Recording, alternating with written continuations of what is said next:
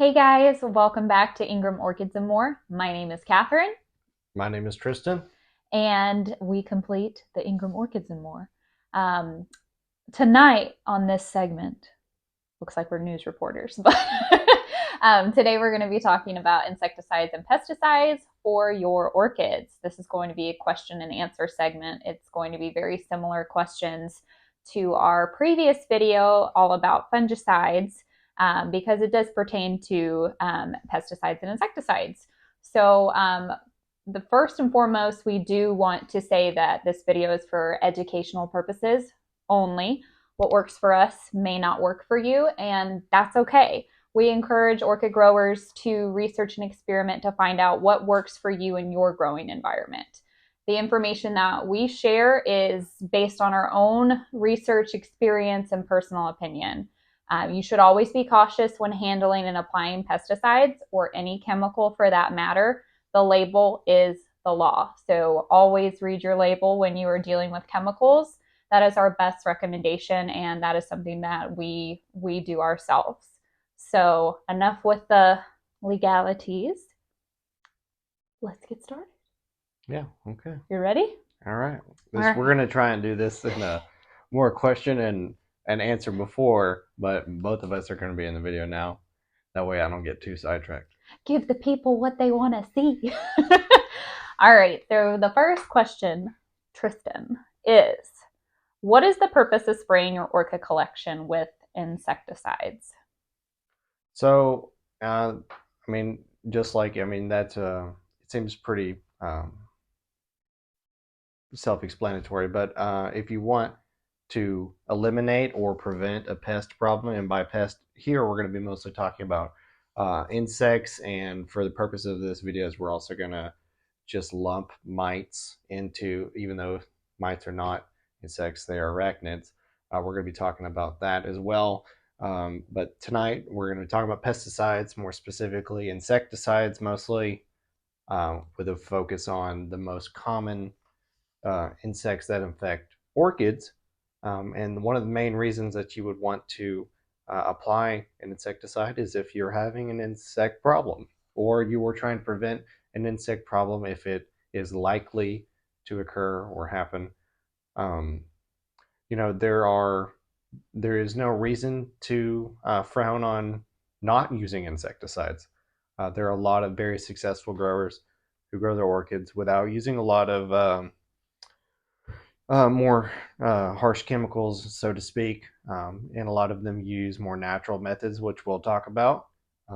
But if you feel the need to spray, we're going to just give you some advice on uh, our own advice or our own opinions on what we think you should spray or what we think we should spray, and a little bit about how to do that. So, what's the difference between an insecticide and a pesticide? So a pesticide is just a broad term. Pesticide would include things like fungicides, insecticides, miticides, even herbicides. I mean, if something you're trying to eliminate, you don't want in a crop, that's a pesticide. But tonight we are referring specifically into insecticides. We're going to talk about miticides together with this, but just know that they are different things because mites are not insects, they are arachnids related to spiders. You might also hear miticides referred to as acaricides. That's another word they go by. I don't know if I'm pronouncing that right, but you'll hear those words interchangeable. So, And a lot of orchid growers will say that mites are a pest because if it's annoying to you, it's probably a pest. So, um, what pest are you trying to prevent or eliminate when you're spraying? so a lot of times here for us, some of the big things that bother orchids, especially growing outside, and this can happen to inside growers as well. I would say the bigger things that usually become a problem, the first and foremost are going to be scaly mealybugs. Whether you grow in Florida or you grow anywhere else in the world, it seems like those two things are always an ever-present problem. A lot of these really, really bad types of scale and mealybugs, they find their way into orchid collections one way or another, whether it's via bringing in outside plants, just happen chance. A lot of these crawler stages of these scale and these mealy bugs, they get around easy. Even the wind can pick them up and move them from plant to plant. And if you're going outside, you're exposed to the outside environment. All sorts of other plants and other natural things are out there. They can harbor those things as well, and they can make their way into your collection. And you go outside. So if you have an inside collection at home, and you're bringing either foreign plant material in, or just you got unlucky and had it on you or in your clothes or in your hands, and then you touch your plants, they make their way in there. Your animals can bring these things in, especially like mites and stuff. I mean, you don't see these a lot, but these insects and mites, they get around, so they show up in places they're not supposed to. Hence why they're unwanted. So how do I know if the pesticide that I'm using will work on my targeted pest? So that's a good question. So everyone thinks I have an insect problem. Let's just go to the store. Let's grab an insecticide, so to speak. You want to know, the first and foremost thing is you want to know is if you identify the problem, identify that you truly have an insect problem, and if that's the case, what is it? A lot of times, beginners, it's not shameful to not know what it is that's eating your plant. We all got to start somewhere. And if you have a plant that all of a sudden is showing real silvery leaves, I don't have an example, but let's just use silvery leaves. A lot of times that's going to be spider mite damage. Um, and if you're new to plants or you're new to orchids, you may not initially know what that looks like, and there's no shame in that. So if you get online or ask other individuals who've been growing longer, um, you're going to need to know that's a mite problem, and that's what you have is mites. So if you go to the store and just grab let's say orthene, because I have orthene on the table, and that's a great insecticide. Orthene is an amazing insecticide, and maybe you grab that off of Amazon thinking that you got an insect problem, then that's going to cover it. But if you got mites, you can spray this plant till the cows come home. There's a good chance it's not going to do much of anything to the mites, because that chemical in orthene is acephate, and it's not active, or at least it's not active enough to be listed as a targeted pest for that insecticide. So know what your problem is. Don't just think every chemical that says insecticide is going to work as a broad spectrum on all things. So a lot of these organisms, the chemicals work differently, and some organisms may not be affected by the chemical that you're using. So just know what's listed and know what you're going for. And unfortunately, there, like you said, there's not a magic wand that you can just spray or apply to your plants to make the insects or the pests just magically go away. So definitely do your research. And if you don't know what's affecting your plant, I mean, take pictures, send it to a local orchid society. If you know the nursery where you got the plant from, send the picture to them. I'm sure lots of orchid nurseries have come across this stuff. So they would be happy to help you kind of determine what's going on and what may be the best course from there. But definitely do your own research. It will help you in the long run in preserving your collection.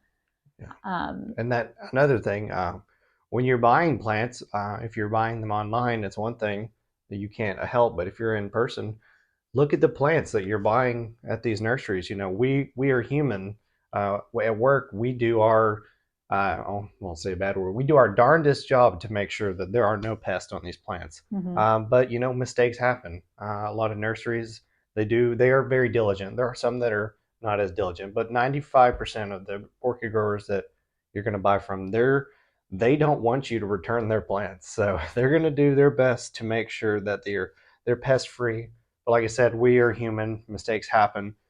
Stuff gets inside. And it's the cost. Sometimes It's the cost of growing sometimes it stuff happens. outdoors and in So greenhouses. You can be affected by it. so if we're at the nursery, we're looking at the plants every day, but it's still, if you're picking the plant out, be diligent, look at the plant, know what the signs are.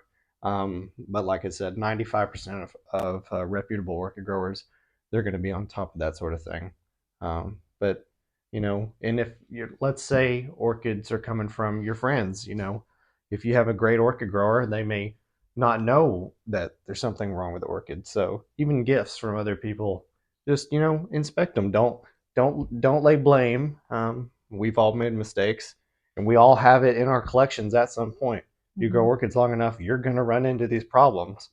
So just be diligent and inspect your plants. Yeah.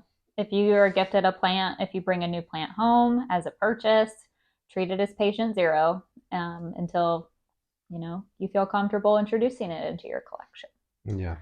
So our next question is, how often should you spray? So that's going to be up to you and your individual needs, what it is you're spraying. So if you are like a lot of people who really don't want to apply more product than they have to, maybe you use more what's called of a intermittent pest management, where you spot spray, or maybe if you have a bad problem, you may have to spray your whole collection. But if you have a few plants here and there that pop up with a reoccurring problem, maybe you treat those individual plants and watch your other plants so that you don't have to over apply product. And that also, if you do have a persistent problem, let's say you have scale or mealybugs or even mites can be very insidious pests. And oftentimes, the recommendation will be if you see it on one plant, spray your whole collection, because by the time you see it on one plant, they've usually moved on to other plants around them. Even if they're not directly touching each other, somehow they get around. And in that case, you're going to want to be a little bit more diligent with your spraying. Inspect every plant, spray every plant, and a lot of times read the label on your chemical that you've chosen that you feel is appropriate. They will have notes about your initial treatment application and how far, if any, subsequent applications need to be. Good information. So, are the guidelines different for hobbyists who specifically grow outdoors than those that grow specifically indoors? So for outdoor growers, I mean, you're going to have a little bit more leniency on how you can apply these products. You're still going to always want to be careful, and we're going to talk a little bit more about that. Um, Even the more organic and safer solutions, you still need to be careful with these. And if you're outside, you are not spraying or applying the chemicals in an area that you're going to be contacted or in contact with these chemicals as much as if you were to try and use it in your home setting. That's not to say that if you have plants in your grow space inside that you can't use them. You may just need to either take them to take them outside, apply your pesticide in an open, well ventilated area, following all the safety precautions, of course, um, and then be careful about how you bring them in and how you are handling them. And another thing is, the label or the law on these products, and a lot of these will tell you if they are safe to be used in an indoor environment. And I'll go ahead and tell you, a lot of them will not say that. A lot of them are going to be very cautious in their labeling, and they're going to tell you to only apply it, in either a greenhouse setting, a landscape setting, or around outside the home. So just keep those things in mind. There's some of these chemicals that after they are applied, they become aerosolized and they are volatile. And orthene in particular, we have brought the bag inside just to show y'all, but it is terrible. It reeks. Orthene is one of those insecticides that is very volatile. Once you've smelled it, you can't get It's that smell out of your nose. it is an awful smell. I mean, we can smell it just sitting here, but it works really well. But this is not something that you would want to use in your home Indoors. setting unless you absolutely have to, and you were just okay with smelling that smell. But it is pretty bad, and it's gonna go right back outside when we're done with this video. Yes. So, the last question before we dive in deeply into the chemicals themselves, what time of day should you spray your plants? So the timing of your spraying is, oftentimes it's going to be whenever you have the time to do it. But there would be a recommended time. I would say it would go a lot along with your watering. You want to water either early morning or late afternoon. Some of these products are perfectly safe to spray during the middle of the day, but if um, you don't know how your plants are going to react to the chemicals in your conditions, it's better to be safe. Spray when the sun is up, just barely, or the sun's about to go down. That'll give you less chance of for burning. Let's say, because right here we have a surfactant. Surfactants are like soaps, they help break the surface tension. If you spray an insecticide with a surfactant or an oil during the middle of the day, if it's really sunny outside and you're spraying in an outside environment, you can burn plants by just the sun, just sitting there baking the plants that way. So it's always better to be cautious. And if you have to, a lot of labels will tell you this, spot spray a few plants before you spray your whole collection. See how your plants react. If general knowledge in the community says it's safe to spray it on your plants, and other people have sprayed, an entire collection of multiple genre, uh, and they know it's safe, there's a good chance it's safe, but it's always better to be cautious. And especially if you're new at spraying this kind of stuff, just practice on a plant that maybe, is on the bottom of your favorites list and you don't care if you lose it or not. But just, we've all been there. So just practice makes better. I'm not going to say it makes perfect. The more you do it, the more comfortable you're going to get at it. All right. Okay. So now we're going to kind of dive into the questions that you're probably thinking of in your head that pertain to specific chemicals. So let's dive right in. So, Tristan, what brand do you recommend? And then talk about, are there affordable options? What are the most expensive options? And kind of lead us to the answers we're looking for there. So, let's think about. I have right here in front of me just some of the stuff that I had in the garage, and it was easy to pull inside for the video. This is not an exhaustive list of things that I would recommend or say are effective, um, but these are just some of the things that I had, and I have a list here of other things that we use and some recommendations that I would make. The first thing that I would say is um, the I think a must-have if you have an extensive orchid collection. A lot of people are going to recommend this to you, and I would say orthene. We talked about how stinky it is. Excluding mites, orthene is a very effective, locally systemic insecticide that is pretty broad spectrum. It works on scale, mealybugs, thrips, a lot of other pests that affect, other crops like white flies and all that stuff. I think it's on the list as well. Those sort of aphids, I'm sure, are on the list. How aphids are not usually a problem in orchids, but the major insect type pests that infect a lot of orchids and a lot of growers' plants are covered by orthene. Is very broad spectrum. It is what you would call a local systemic. So the chemical stays into the plant, goes into the plant tissues where it is applied. It does not move up and down the plant like some systemic products do, but it is a local systemic. So it stays in the plant for a period of time after you have applied it. And a lot of people will hate on it as well because it's so stinky, and it is a little bit toxic.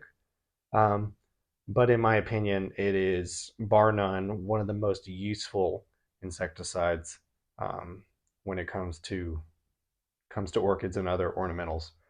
Like I said, it has some downsides, and you need to read the label. This is not something I would recommend to use inside unless situations are dire and you have very expensive plants that need to be saved. That being said, I do use it.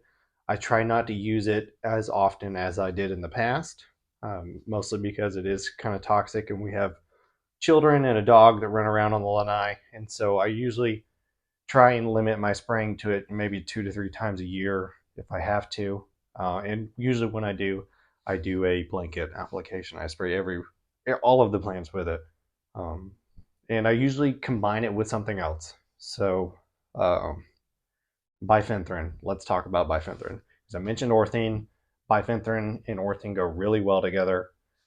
You can pick this up. Talstar is a brand name of bifenthrin, but you can get this on Amazon. There's so many different companies that sell this formulation of bifenthrin. What I was going to say about it? It is a contact insecticide, and again, it is very broad spectrum. Bifenthrin also has a little bit of activity against mites. Um, I want to throw that in there just because it is effective. It is listed on the label that it works on certain mites. Uh, how well is a little debated. So if you have a big mite problem, maybe don't rely on bifenthrin alone. But orthene with bifenthrin, that is a very good combo, I think, to spray. And I've sprayed that on my plants together multiple times. And when I do, I usually use a surfactant. So a surfactant, Dawn dish soap works real well if you have it.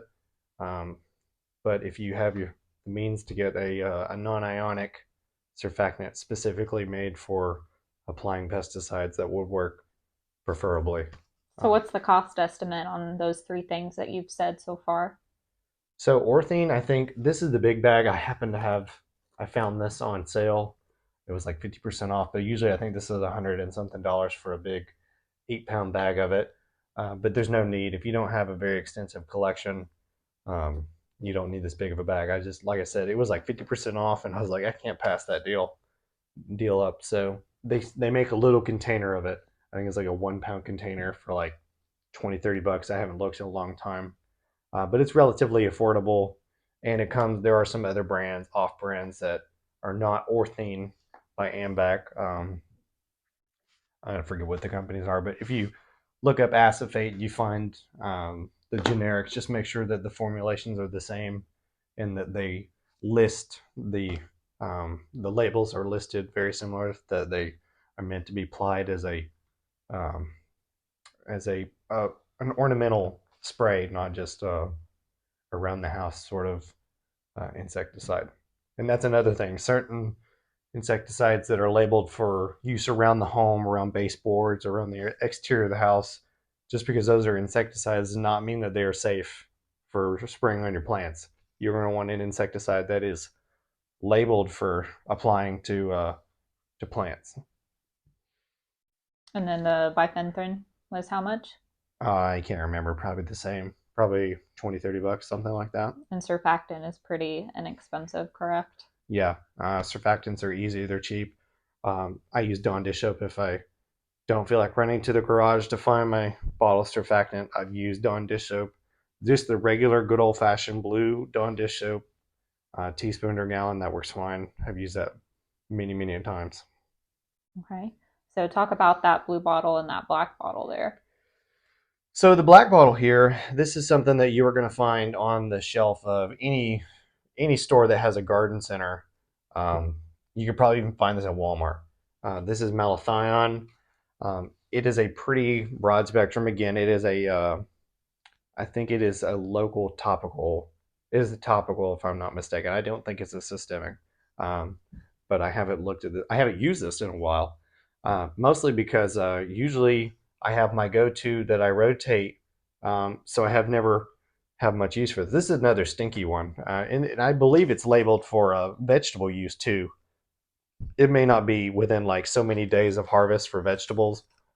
It's an organophosphate, I believe, so it probably is a little bit toxic to us. And another thing, you should probably read what the active ingredients are, do a little research about mammalian toxicity, whether these products are going to be toxic to you, your pets if they become or your children if they come in contact with them. I don't want to just bash this product. I think this is a good product. I've used this product before for scale, but it's an organophosphate. Do your own research on organophosphates. They're a little bit toxic, but so is the orthene. I think the orthene's better, so I use the orthene. But I still have some. I still use it if I feel spunky and I want to throw something different that I haven't thrown at them in a while. Um, Another product, you're going to see this a lot, Bear or BioAdvance 3-in-1 spray.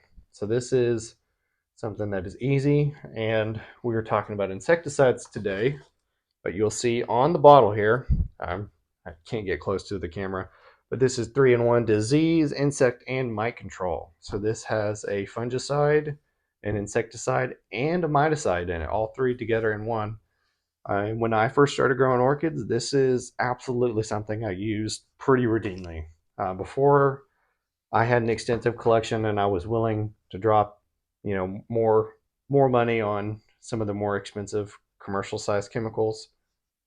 Nothing wrong with that. I use that quite routinely. How effective it is against some of these more insidious type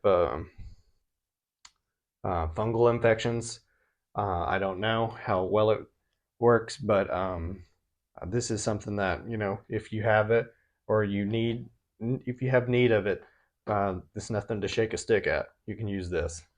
And I do want to mention that if you're new to spraying chemicals, the BioAdvance does come in a ready to spray bottle. It just looks like a regular, like, cleaner spray bottle. That, like you said, you could get it at your Home Depot, Lowe's. But it's nice because you don't have to do the math when you're pouring it into water or anything like that, or putting it in a big pump sprayer. If it's, if you have a smaller orchid collection, getting the ready to spray might be your best choice starting out. But then when you start getting, hundreds of orchids, like it's an addiction, you kind of need to start getting these chemicals where it involves ratios and there is some math involved. So we talked about those chemicals. Let's talk about these two. So we've got the Arbor Bioinsecticide. Here. You want to talk So about that one? this is not something that I have used yet, but for those listening that do not like to use These are kind some of the non-toxic options that we have. non-toxic with caveats. So this is something I saw at the store. I thought it was interesting. I did a little research, and the research that I found says that this product may have some, there's literature to back up that it has some effectiveness and being effective. So this is called Arbor Bioinsecticide. And what this is a fermentation product of a specific type of bacteria. I'm not going to be able to pronounce this. Burkholderia species strain A396. So there are a lot of bioinsecticide, that are very effective. This one I have no experience with, haven't even opened it yet, but I thought it was interesting. And when I get the chance, I'm going to give it a try, and we're going to find out. I don't know if I'll be able to have any good results to report back to you or not. But we'll let the kids spray with it. I'm just kidding. We're not going to do that. That being said, a lot of these people think these biological insecticides and stuff, just because they're, they're not a synthetic product does not always mean that they're safe. So just keep that in mind.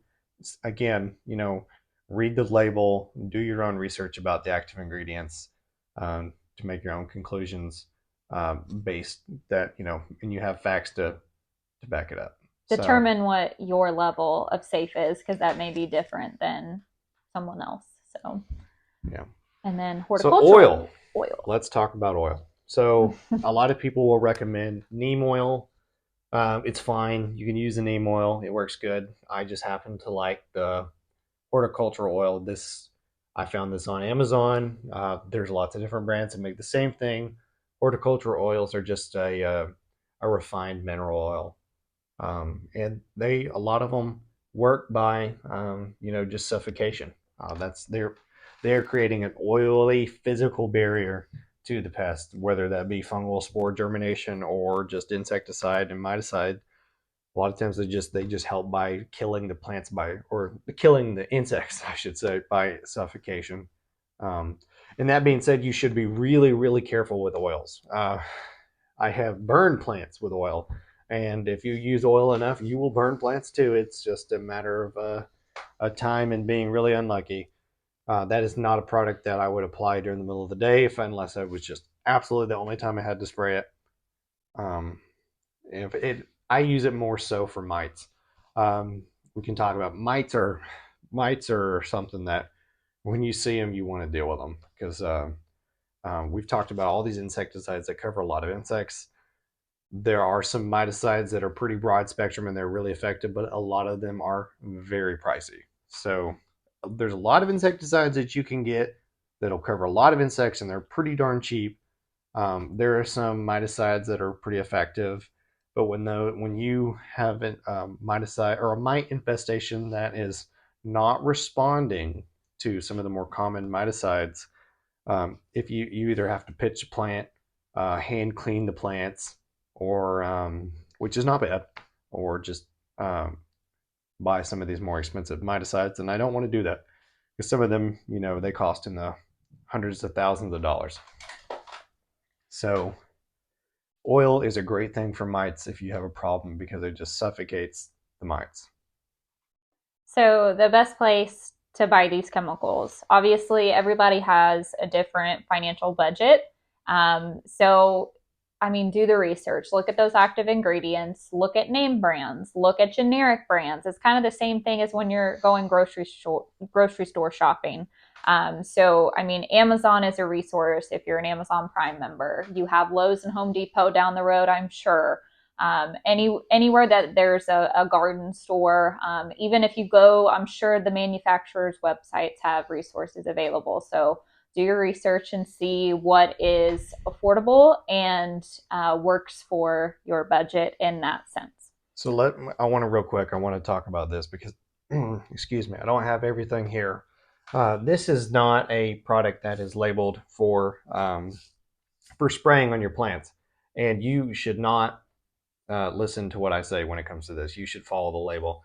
But this is a generic form in a different formulation of a very, very popular insecticide, which I recommend. There's one called Safari. I don't know why I couldn't think of that.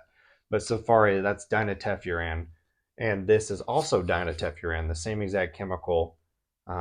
If you have orthene and you don't think orthene is effective, or you have insects that are becoming resistant to it, I would recommend a rotation of Safari. Safari is it's a neonicotinoid.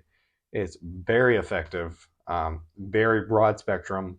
We use it in the nursery when we have to. It's a really, really great product, and it's effective for a lot of stuff. This is the same ingredient. What I was saying was this is not labeled for plants. This is 40% by weight. Of dinoteffuran, whereas Safari is 20% by weight. And I just happened to see this was considerably cheaper. And knowing that the formulation is double, I know that it's going to take half the amount of product to create the same appropriate mix ratio as compared to Safari. But like I said, this is not labeled for plants, so don't do that. I just wanted to show you this to hit on the fact that Safari dinoteffuran is a very good chemical to use if you have if you want to add that into your rotation to switch up your systemics. It is another systemic product. I just don't happen to have a bottle of Safari with me because Safari is like I think $300 or $400 a bottle, and I just didn't want to buy that. We found it cheaper. Says it's not for plants, but it says it's not for plants. It's not labeled for plants. It's labeled for around outside sort of insect control. But if you know enough about the chemicals, sometimes you can make those connections that it's the exact same product just under a different label and a different volume by weight. Mr. Man over here, got his degree in biology at USF, and he loved every chemistry class, took every one there was to offer, thought it was fun. And so that's why he really enjoys researching these chemicals and can bring you some knowledge when it comes to this stuff. But follow the label. Follow the label. Do as I say, not as I do. Yes. Another one I want to talk about real quick. We talked about mites, and I don't want to leave this unsaid. There's a product called it's abamectin.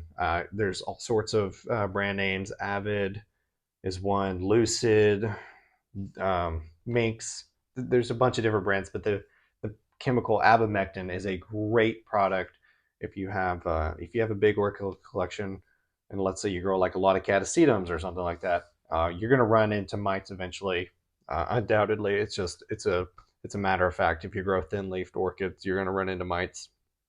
Abamectin is a great product, but use it in rotation with something like an oil, or and make sure you're using these products with a surfactant unless otherwise specified by the label. Some products, I should say that, some products will tell you right on the label, don't use it with an adjuvant or a surfactant, and you need to know those things because a lot of these products, we think of as a surfactant or a spreader sticker or a wetting agent being able to, increase the surface area that these products touch. but some of them are formulated to not be used with a surfactant or a wetting agent, and some of them already have it inside them. So nothing that I see here does. But read your label. That's everybody wants to ask questions, and it's really important that you read the label, because some of them will tell you that you should not use it with a surfactant because increased crop harm or plant harm can occur when you use a surfactant. So you really need to know, even if you have to make a spreadsheet and you know which products not to use it with. That's something to keep in mind. And um, Otherwise, I do recommend using a wetting agent, even with systemics. I like to use a wetting agent as long as the label does not specify not to. And we sound like a broken record, but read the label. The manufacturer puts the label on there for a reason, and it's going to address everything under the sun, what you can use it for, how you can use it. I mean, just read it all before you start. Read it several times until you get it, because it's not an easy read, but it's the information is there. Yeah, and these companies don't want to get sued, and they spend a lot of money and time developing these products and these labels, and they want you to use them the way that they're intended to be used. So, are you tired of hearing about reading the label? um, Because you read, should. read the label. All right, Tristan. So, what's the difference between contact and systemic chemicals? Okay, we talked about this a little bit in the last video. I don't know how well I went into it because I was kind of nervous. It was the first video, and I leave things out. I get sidetracked from now and again, if you haven't noticed. But uh, Contact versus systemic. So a contact is a product that does exactly what it says. It contacts where it is applied. Every surface that it touches, it is effective in that manner where it is applied. And oftentimes these products may contain something that helps the product stay on the leaf surface for longer periods of time so it doesn't get washed off as easily. That does not mean it is a systemic product. That just means that it has something in it to make it stick to the plant for longer. The chemical does not penetrate the tissues, and it doesn't go into the plant tissues or the cells. Um, there are xylem mobile and phloem mobile chemicals, chemicals that move up. If we're talking about systemics, okay, just to make sure we're talking about systemics now, there are xylem mobile, phloem mobile, amphimobile, or locally systemic. So again, research, just because a product says it is a systemic insecticide or a systemic fungicide, do a little research, know what they mean by that. Orthing's a great example. Everyone says, "Oh, it's a systemic. If you just get some on the plant, it's good." Well, no, yes and no. The plant, it stays where it's applied in the plant tissues locally, and oftentimes that means that the molecule does not move very well through the plant tissues. It may move, just a few inches or so, or stay where it applies uh, in the tissues for a period of time. But phloem, will move down. Um, excuse me, xylem flow or xylem mobile will move up, or if it's it'll amphimobile or translaminar, it will move up and down the plant. So just know what it is you're applying, and know how long these products they stay in the plant for. If it's a systemic, a lot of times the label will tell you, um, you may need to apply at a 7 to 14 day interval or a 14 to 28 day interval. It just depends on the product. It depends on the chemical, and it also for topicals, it depends on your conditions. If you're spraying something like what's a good one here? You're spraying bifenthrin or malathion or your oil, any of those three. If you're spraying on your products, you got a problem you're trying to deal with, and you've got rain forecasted for the next 3 to 4 days. You're going to hope you had applied a fungicide before that too, but your insecticide may have washed off. You don't want to apply these right before it rains either, especially with the contacts. Or go water your collection after you've just applied the chemical too, because you're just washing Yeah, the dollars right down the drain. yeah. So with the contacts, if it's you've got heavy rain or you're going to need to water heavy in the next few days, you may need to consider reapplying, a week later or so. So should you rotate different chemicals to prevent immunity? Just like we talked about with fungicides, you should be diligent to rotate your chemicals, and you should also be diligent to rotate. Make sure you're rotating your chemicals that are different modes of action. Oh, why I was having a brain fart there. Modes of action. Make sure that the products you're using, they work via different mechanisms so that you don't create, resistant populations of pests. It's good to be good stewards of the environment. Don't create a superbug.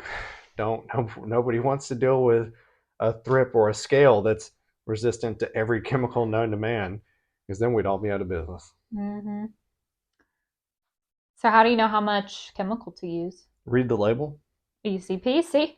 And I should stop being so I should stop being like that. If you should create a spreadsheet if you have to, write it down. I forget things. I can remember orchid names all day, but I can't remember how much Safari to use. So a lot of times I will get a Sharpie and I will write it on the bottle so that I don't forget. And don't mix up your teaspoons and your tablespoons. A lot of times if homeowners are going to be using teaspoon and tablespoon because you're using per gallon rates. A lot of times the labels may not say that. You may have to do some math. So you're not having to do math every time. Get yourself a Sharpie, write it on the bottle. There's no shame in that. I can't remember it. I wouldn't expect anybody else to remember it. And I like reading labels, but I don't want to be reading the same label every week if I'm having to reuse the same product over and over. I hope you don't have to use the same product over and over, but write it down so you don't forget. And it doesn't hurt to ask your buddy or refer to one of these websites to or just look up a quick table of these ratios. Obviously. I was looking on my phone. St. Augustine Orchid Society has a link for a great PDF. I think it was made by Sue Bottom, or yeah, I think so. There's one for pesticide, or one for insecticides and miticides, and there's one for fungicides. I think it is a great document. It lists a lot of common chemicals that are used in it. It even has a table telling you what pest that it targets and whether it's it is active against them or it only suppresses them, or whether the product is uh, surf, uh, a systemic or a topical, and it even tells you the price, believe it or not. So there's nothing wrong with keeping a document or a spreadsheet like that. It makes your life easier so you don't have to remember all these things or write it on the bottle, like I said. And you have the internet, obviously. You're watching us right now. Google or just internet search conversion tables. If you're not good at math, that's okay, but find something that's going to help you do those calculations for you so you're not sitting there forever and stressing out about applying chemicals before you even spray them. Don't do that. Yeah, and a lot of these companies that make these chemicals, they want you to have their labels. So if you pull the sticky label off the back of it and you lose it, it's no biggie. Like she said, a quick Google search, you can go to these manufacturers. They are required by law to provide these things, and so you can Google them and you can download the label just as it would be on the product, but it's a PDF on your phone.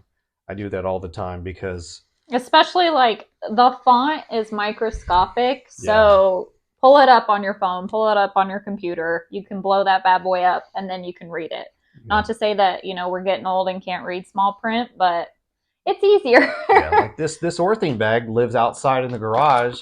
I can't tell you how long the label has been missing from this bag because it's so stinky it stays out there, and like it said, it's a big bag, so It's it's so old. stinky it melted the label. So, but I've got the label downloaded on my phone so that I can remember.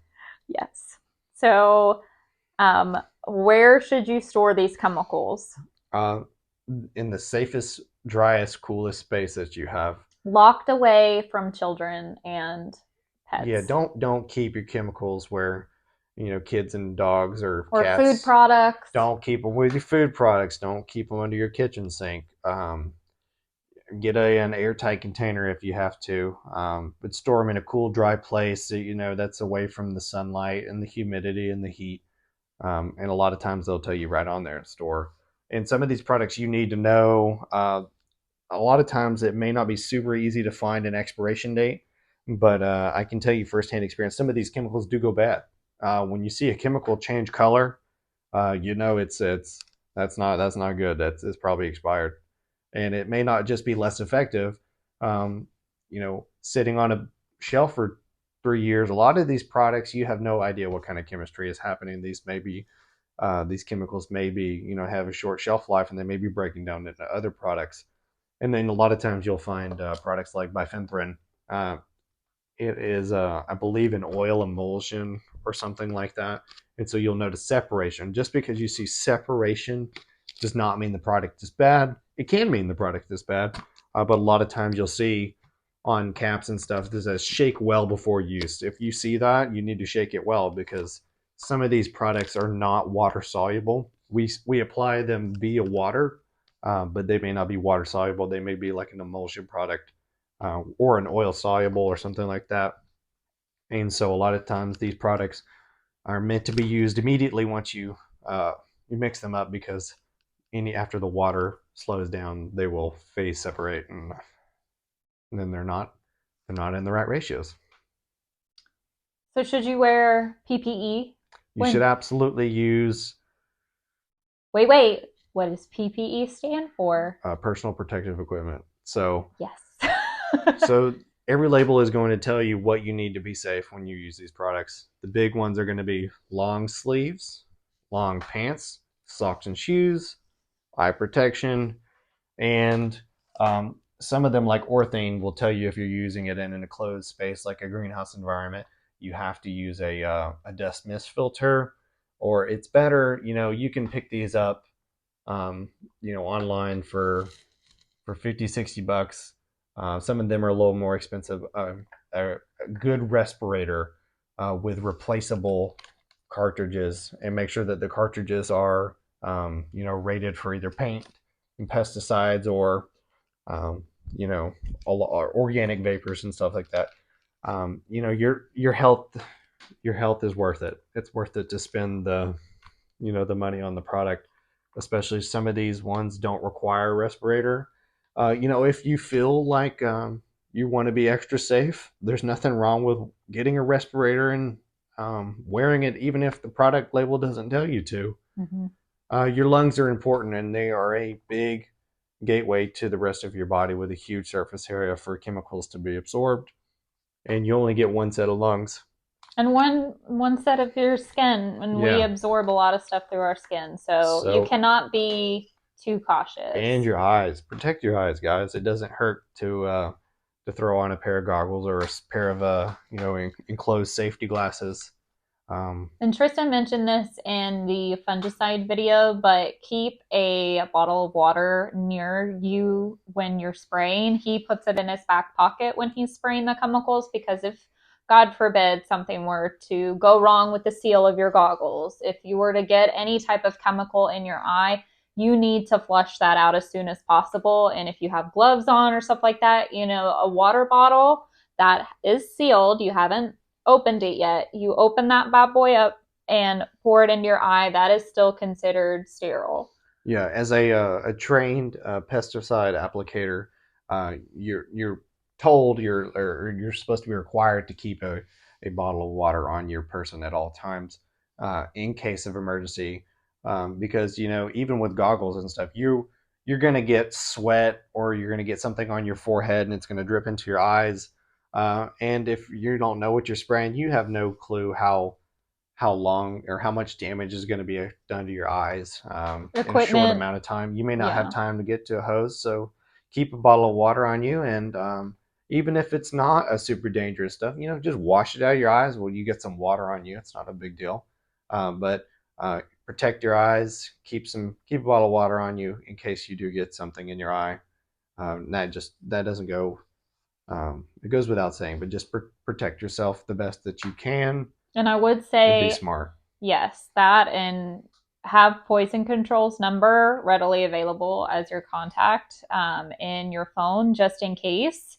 Um, and they're going to ask you what type of chemical you're spraying. They're probably going to want to see the label that is attached to it. So it pays to have that label information um, accessed on the internet, because if you have to go to the emergency room, what is the doctor going to ask? What did you spray?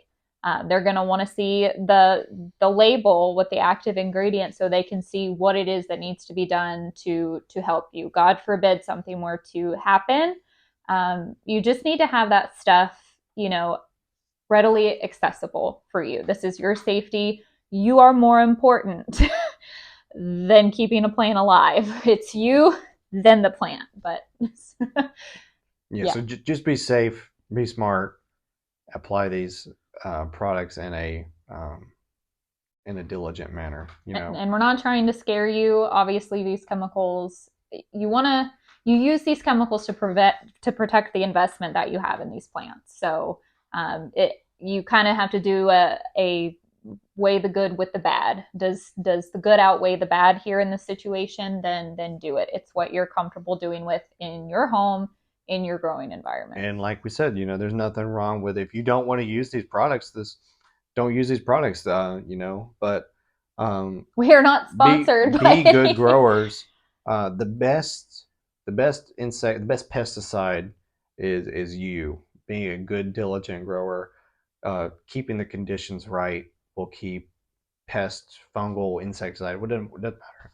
If you have the conditions right, you will minimize the amount of problems you have. But like I said, if you grow any plants for a amount of time, stuff's going to happen. It's going to come up. How you choose to handle that, whether it be pitch the plant or treat it, that's going to be up to you. Only you can make that decision. So, we spend a lot of money on these plants. We've decided that this is something that is worthwhile doing, especially in Florida. Man, we got bugs. Everything wants your plants, and it's always the lubbers.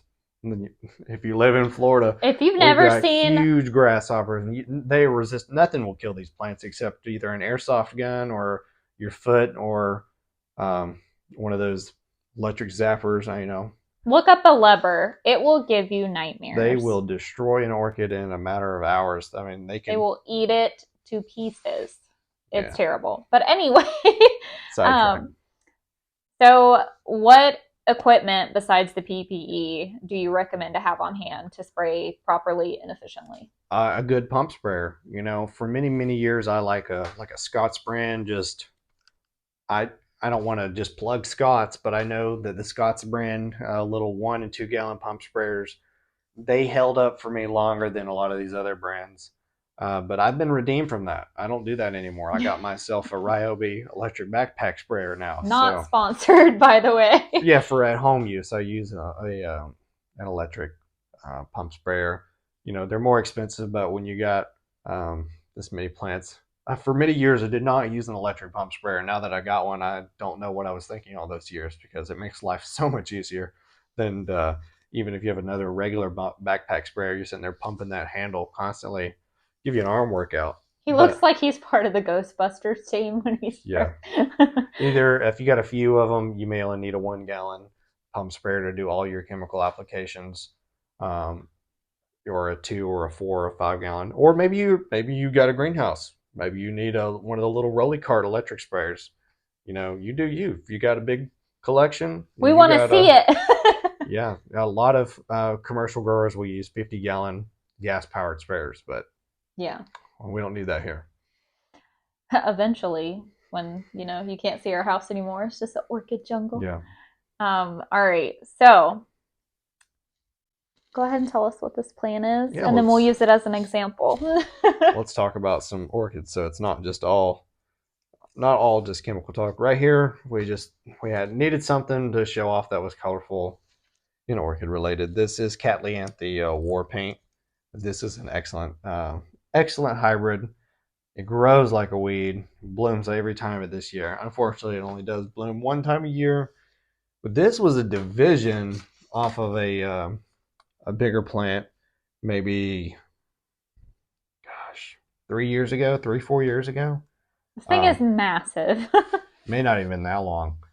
Warpan is just an excellent grower. It's got Araniaca in the background, or at least, yeah, it has to by the way the plant looks and the flower looks. But produces multiple spikes, and they're all kind of sporadic. We've got a whole bunch of buds everywhere Yeah. back here. Like we've got what, 4 more spikes coming This with plant clusters of flowers. There's sheaths everywhere. This and plant more, is just now starting yeah. to advance. It's got a lot more flowers to come. If you don't have this in your collection, get it. And what do you got on the left of you there? A red cattleya. It's Cattleya. It's Pop City in the cultivar, I believe, is in for Newman's Nursery, if I'm not mistaken. It is not no name. Yeah. Newman's Nursery, since they made that clone. But this one is super fragrant. Oh, smells like citrusy but fresh, and very roughly, and looks almost velvet-like, but it almost counteracts the smell of orthene at this moment. So snort you some of this before you go spray orthene. Put it over there so you wouldn't have to smell the orthene. Yes. So we have our Warpan as our example. So where on the plant should the chemical be sprayed when you're spraying insecticide and or pesticide? All over the place. I mean, really, the whole plant. You're going to notice, let's just say, scalar mealybugs. Those are going to accumulate in the undersides of the leaves, usually down in the nooks and crannies that are protected. They're going to attack the softest, newest growth, even though that's exactly what you don't want to damage. The insects or whatever it is, they're going to know exactly where to go. And the new growth is nice, new soft tissues with lots of water in it. There's a sugary sap that comes from those buds that attracts them. Like right now I'm looking at these buds back here, and there's just like this clear, sticky residue on the tips of it. But so you're going to want to just be very diligent, especially if you're using only a contact insecticide. Though you should use a contact and a systemic in combo if they're compatible tank mix wise. I think that's a good idea. But be diligent to spray the whole plant, and be on, if you got to get down there with the wand or whatever it is and spray the undersides of the leaves, that's what you got to do, because oftentimes that's where the plants are, they're hiding out. And if you have to, God forbid, I don't like doing this, maybe you have to make a bucket of solution and you have to dunk each individual plant. That's not recommended, because then you have to share chemicals with different plants. But if you have to dunk it, you got to dunk it if it's really down in the root system. But usually if you're at that point, usually you just want to unpot the plant, and then you probably still have to dunk it. But that's a different story. I'm getting a little sidetracked. But you want to make sure you cover well a lot of the most surface area possible. So we kind of talked about, we don't want to, just blow our money away when we're spraying the chemical and it rains or you water right after. So that leads me to the question, how long does the chemical need to sit on the plant in order for it to be effective before you could water again, or rains in the forecast? How long does it need to sit? Usually needs to dry onto the plant. That being said, just because the plant's already dry in an hour doesn't mean you should go out and water it. Usually you're going to want to wait at least 24 hours if you can.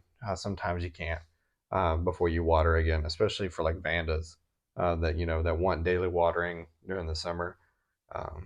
You may have to skip a day of watering just to make sure your chemicals or whatever sit on the plant for as long as they can to be effective, do their job, and also not go so long that you start damaging the plant via dehydration. So a lot of times the chemicals are expensive, so don't go washing them away right away, and then wonder why your chemical doesn't work. Yeah, and then you're leading to resistance because you've not let the chemical sit on the plant long enough to be effective. So then your pest is just sitting on there going, ha ha. Yeah, your pest is it sat there, it started to work on the pest, and then all of a sudden it's all been washed away.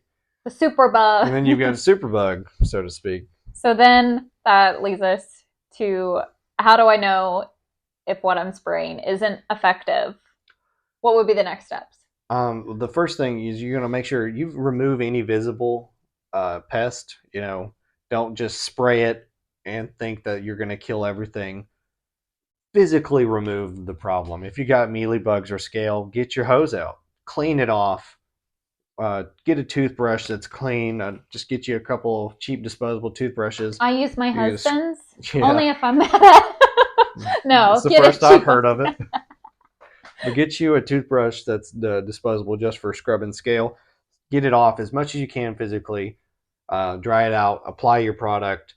Um, you should see results, especially if it's doing a good job within a few weeks. You should not, if you apply your chemical to your plant and you a week later you are seeing new insects, new crawler stages or something like that, it's no longer being effective. And like I said, a lot of these product labels will tell you need to be an initial application followed by a subsequent application and maybe a 7 to 14 day interval.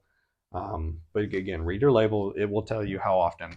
And if you've made 2 applications of a product and it doesn't seem to be effective, ask yourself, am I applying it correctly? If you're sure that you're applying it correctly, switch to a different chemical with a different mode of action. So if you sprayed your orthene twice, 2 weeks apart, let's just say, and you're seeing new scale still, orthene's usually a pretty good product, and you're not going to usually see that happen. But let's say you do, you're going to want to switch to maybe something like malathion, an organophosphate, or Safari. Safari, it may be in the same group number, or I can't remember, but imidacloprid. Imidacloprid, it also may be in the same group as orthene, but just find something that's good and known to be effective against your pest problem that you're having, and just make sure it's a different mode of action. Hopefully, if you're diligent with your plants, you're not going to run into that problem. But let's say you do, that would be my best advice. So the last question, you mentioned it briefly, but what if you have extra chemicals left over? Does it save well? Obviously not because there are expiration dates, but you make up a big batch. The concentrates store well; they're formulated that way. But once you try not to over mix, because you don't want to pour it down the drain. It'd probably be better. Nobody's going to want to hear this. It'd probably be better to just pour it on the ground than pour it down the drain, where it's going to end up back in our water supply system. So let me ask you this. Um, If you spray it, you're done spraying your orchids, and say you have other plants that are outside, can you Put it spray? on. Yeah. Don't it, Find somewhere to use it. If The label will tell you how to legally dispose of the product that you have extra of. Mm-hmm. But you're spraying it on the plants. If you're outside, you're spraying it. It's all running off onto the ground.